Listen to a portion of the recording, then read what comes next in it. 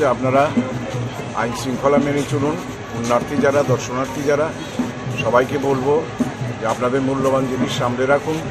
আর আমরা এবার যে থিম দিয়েছি সবুজই ভবিষ্যৎ, প্রত্যেকে গাছ লাগান, প্রাণ বাঁচান। আমরা 15,000 চারা বিতরণ করব, সবাইকে দেব, সেগুলো নিয়ে যত্ন করে লাগাবেন এবং মেলাটা যাতে সফলভাবে আমরা শেষ করতে পারি।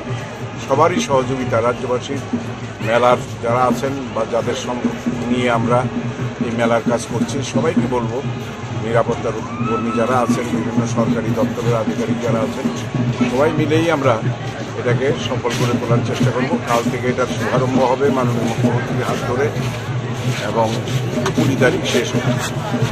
বাড়ারই তো সম্ভাবনা বছর বছর তো বাড়ছেই। 20 থেকে 25 লাখ লোক আসে, এবারও আশা করি এরকমই হবে। আর দেখছেনই তো, আমরা শুধু ঈশ্বরের কাছে প্রার্থনা করছি যাতে গতবারও বৃষ্টির জন্য অনেকেই ব্যবসাটা ঠিক মতো করতে পারেনি বা আনন্দ উপভোগ করতে পারেনি।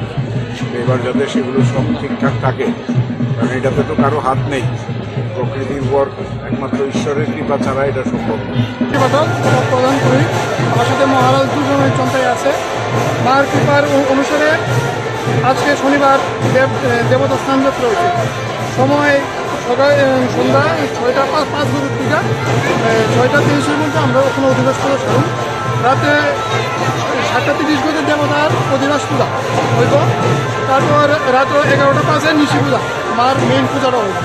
কালকে সকাল প্রাত রোজ রবিবার সকাল 5:45 6:52 মধ্যে আমাদের দেবতা স্থান যাত্রা করে আজকে পূজা আরম্ভ করি।